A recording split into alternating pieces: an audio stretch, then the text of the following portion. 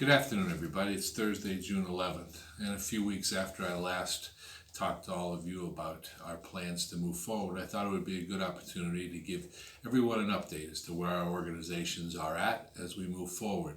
The state's now launching phase 2, and we're beginning the next phase of our programs moving forward and seeking to begin to reopen. As I said in the last message, and I will throughout this one, our process will be slower, our process will be methodical, but it will be thorough, and we will always put our process, putting the people we serve first, their families, the safety of everyone, the safety of our staff, the people we serve and families, and make sure we're following our mission.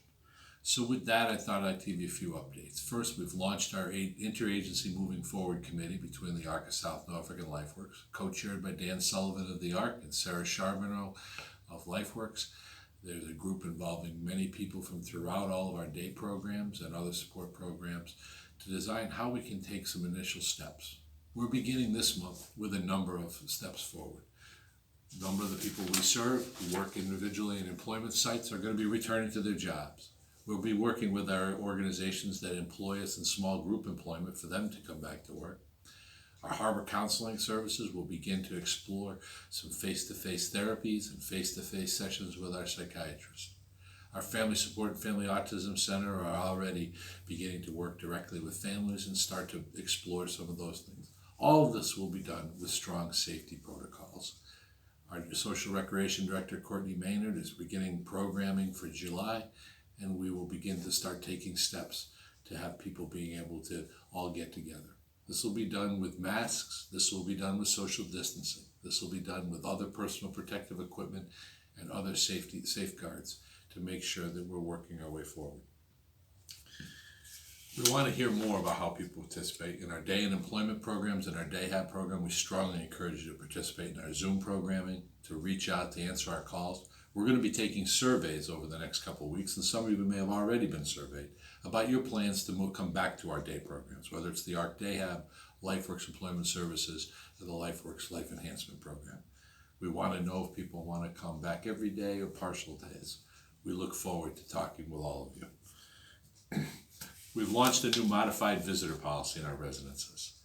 As the families have gotten it last weekend, it now allows for people to visit outdoors. It allows people to go for walks in the neighborhood. It allows people to visit for up to an hour. There are some parameters, and those families should have received a copy of the policy. Please reach out to us if you haven't, but the easiest way is to go to our website where all this information is, and our policy is there. We really want our families to be able to visit with the folks who live in our residences, and we know they want you to visit too, but it must be done safely and it must be done in a planned manner. We look forward to seeing everybody. I talked earlier about personal protective equipment. We have had a strong, focused effort on purchasing equipment for all of our programs. We own over 7,000 masks, 40,000 gloves, 5,000 gowns, and many other items, face shields and many other items. They're all designed to be available for our staff, but that won't be enough come when we reopen day programs, so we'll continue to do that. We've been very benefited from donations from people to support our efforts, and we continue to look forward to building up our supplies. So we have the reserve necessary to serve all of you when you come back. And our families know, and the staff know, that we're going to have the services and the ability to support all of you. We also purchased some other unique items, mobile sanitization gear, so we're going to be able to sanitize our buildings. We're doing all sorts of assessments with our Go Forward committee and our staff and our programs as to how to set up our programs, how to put up dividers, how people enter buildings and exit buildings, how people will get there, transportation, how can we support people to get there, how will staff work together, all of those things. We're working with our staff. For those of our staff who've been out because of family reasons and others, we'll be reaching out to you because we're looking forward to start designing plans for people to transition to come back. We are going to be put in place along with the state guidance over the next couple of months. It's important for everyone to know, the staff, the families, and the people we serve, that right now the state is not looking for us to open our programs till at least after July 1st. We're a part of an ad hoc committee through our trade organization, ADP, and the ARC of Mass, working to reopen our programs. But right now, we're not allowed to reopen them in terms of a center-based program.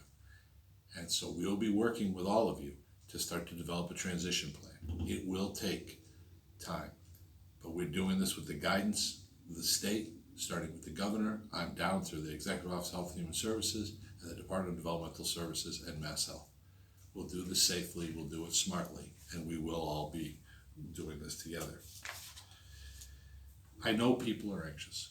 I know people want to come back to programs, but they want to do it safely. I know our staff are anxious to return to work, and I know staff are anxious to make sure that we're going to have the right protocols in place. Our goal is to answer yes to all of those. And we look forward to seeing everybody. Most of all, we hope everyone's staying healthy. And we hope that you are staying together as families and continuing to participate in the programs that we are offering, and we'll start to put your toe in the water with ones as we move forward. Again, thank you very much. I hope everyone has a great weekend. Please stay healthy.